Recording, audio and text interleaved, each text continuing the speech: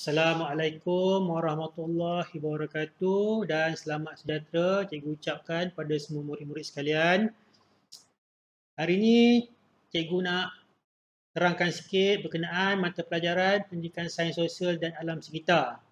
Cikgu nak bagi sikit nota tentang modul PDR latihan 1.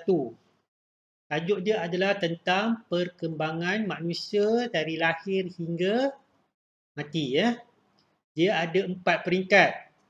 Ya, manusia ni ada 4 peringkat umur yang dipanggil beberapa istilah lah kan. Okey, kita tengok peringkat yang pertama adalah bayi ya, bayi. Bayi ni umur dia antara 0 hingga 2 tahun. Bayi ciri-ciri dia tidak boleh bercakap, dia hanya tahu bila lapar dia menangis, bila sakit, bila kencing dia menangis. Dia hanya tahu lapar dan dia tidak selesa, dia kencing ke dia berak, dia akan menangis. Itu bayi ya. Bayi dia tidak boleh berjalan, dia hanya boleh baring dan merangkak saja. Ingat tu 0 hingga 2 tahun. Okey, ini adalah peringkat yang pertama. Peringkat yang kedua dipanggil kanak-kanak. Selepas manusia di peringkat bayi, manusia akan hidup di alam kanak-kanak. Umur kanak-kanak adalah di antara 3 hingga 12 tahun. Okey, bila sudah menjadi kanak-kanak, fizikal manusia akan berubah semakin tinggi dan semakin besar. Okey, dari segi perwatakan, kanak-kanak sudah boleh bercakap, sudah boleh berjalan, sudah boleh faham dengan apa yang diucapkan oleh orang yang terdekat, sama ada ibu bapa ataupun kawan-kawan ya.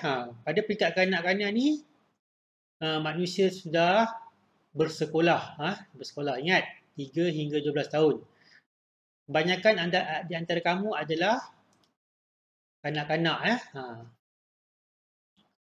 Okey, ingat 3 hingga 12 tahun. Okey, setelah itu di peringkat ketiga manusia akan hidup di zaman alam remaja.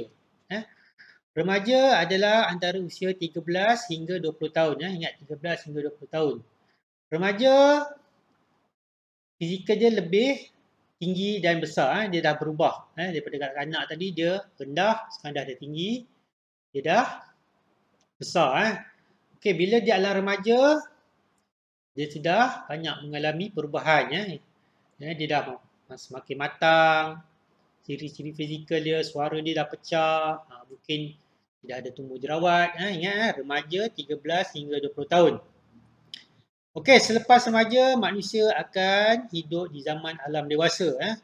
Alam dewasa ni adalah 21 tahun ke atas sehingga kamu matilah. Kalau kamu hidup 100 tahun, 80 tahun, itu dipanggil alam dewasa. Dewasa ni kamu sudah masuk ke alam pekerjaan, ada yang sudah berkahwin, dah macam-macam.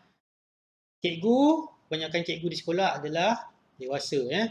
Bila dah dewasa, sudah matang, sudah berkahwin, sudah mempunyai anak, sudah bekerja, itu dewasa. Ini peringkat yang terakhir. Ingat ada 4 peringkat. Yang pertama tadi bayi, kanak-kanak, remaja dan dewasa. Ingat umur mereka. Bayi antara 0 hingga 2 tahun, kanak-kanak 3 hingga 12 tahun, remaja 13 hingga 20 tahun, dewasa 21 tahun ke atas. Ingat. Okey, itu saja nota cikgu nak bagi. Lepas ni kamu jawab latihan modul 1 tu. Kamu hanya sesuaikan saja. Sekian, terima kasih.